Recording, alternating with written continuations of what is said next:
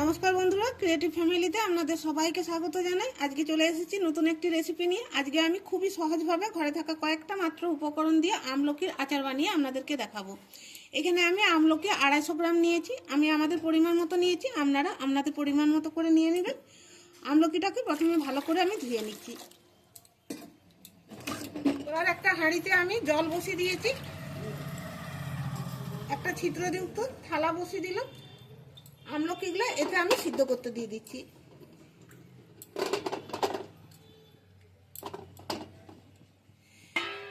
এবার একটা ঢাকা দিয়ে সিদ্ধ হোক, তারপরে আপনাদেরকে দেখাচ্ছি।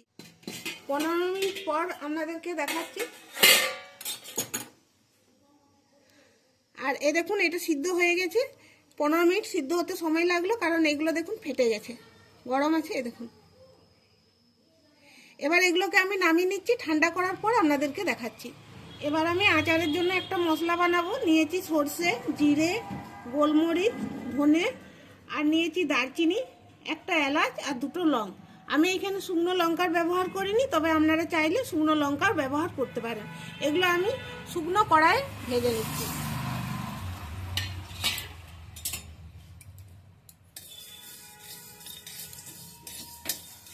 মশলাটা ভালো করে ভেজে নিয়েছি, আর যখন আমি ভেজেছি তখন গ্যাসের আঁচটা মিডিয়ামে রেখে ভেজেছি। এবার এটাকে আমি নামিয়ে নিচ্ছি। ঠান্ডা হয়ে যাওয়ার পর গুঁড়ো করে নেব। আমলকিগুলো ঠান্ডা হয়ে গেছে। এবার এগুলো আমি এর ভিতরে বীজটা বের করে নিচ্ছি। আর এইভাবে ফেটে গেছে তো, দেখুন কি সুন্দর ছেড়ে যাচ্ছে।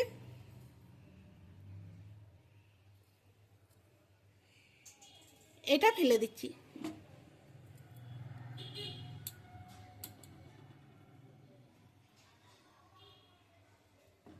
এভাবে সবগুলো আমি ছাড়িয়ে নিচ্ছি। কত সহজে এগুলো ছেড়ে যাচ্ছে দেখুন।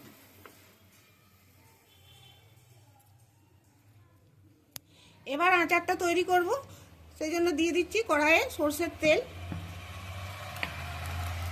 2 চামচ দিলাম। দিচ্ছি একটা শুকনো লঙ্কা, একটা তেজপাতা, একটু 5 ফোড়ন,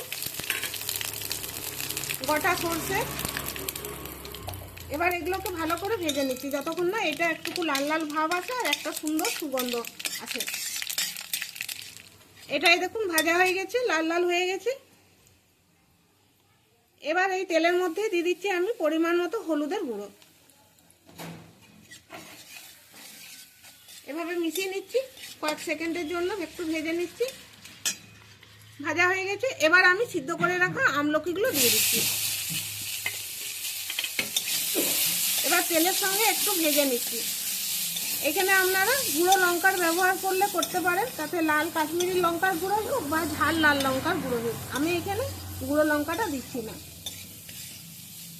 এবার একটু নুন দেব, স্বাদ মতো দিচ্ছি নুন। এবার একটু বেশ ভালো করে আমি ভাজা ভাজা মতো করে নিচ্ছি। এটা ভালো করে নেড়ে চেড়ে ভেজে নিয়েছি। এবার আমি গুড় দেবো। 250 গ্রাম আমলকি নিয়েছি, 200 গ্রাম আমি গুড় দিচ্ছি। আমি এইখানে ঢেলা গুড়টা নিয়েছি, আপনারা চাইলে আখের গুড় দিয়েও বানাতে পারেন এটা।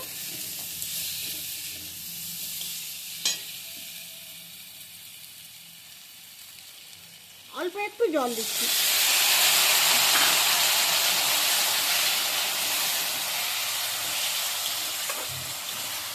এবার গ্যাসের আঁচটাকে মিডিয়ামে রেখে এটা আমি কিছুক্ষণ হতে দেবো। তবে একবার ঢাকাটা আমি দিয়ে দিচ্ছি। এবার দেখুন ঢাকাটা খুললাম, এটা থেকে জল বেরিয়েছে। আরও একটু আমি হতে দেবো, কারণ ভিতরে তবে গুড়টা ঢুকবে আর খেতে খুব সুন্দর লাগবে। পারলে এইভাবে একটু আমি কেটে কেটে দিচ্ছি।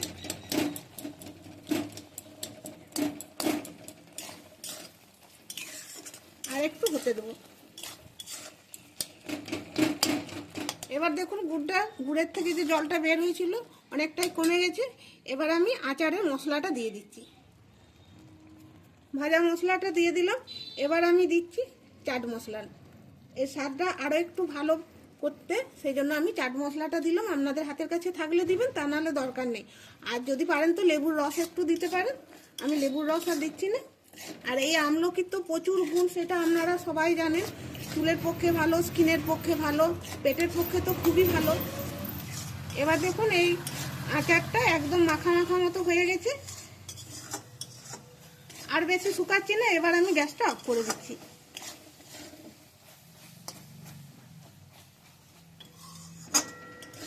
এবার এখানে আমি একটা প্লেটের মধ্যে আপনাদেরকে রেখে দেখাচ্ছি, তবে এটা ঠান্ডা করার পর একটা এয়ারটাইট কৌটোয় ভরে রেখে দেবো।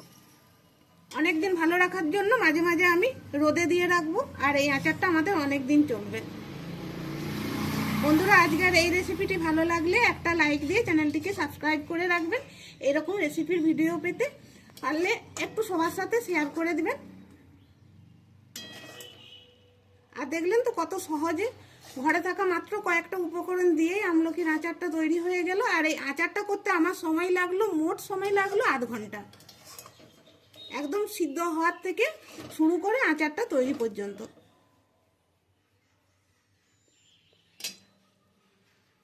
তাহলে বন্ধুরা, ভিডিওটি এখানেই শেষ করছি। দেখা হচ্ছে আবার পরের ভিডিওতে নতুন কোনো রেসিপির ভিডিও নিয়ে আপনাদের সামনে হাজির হব।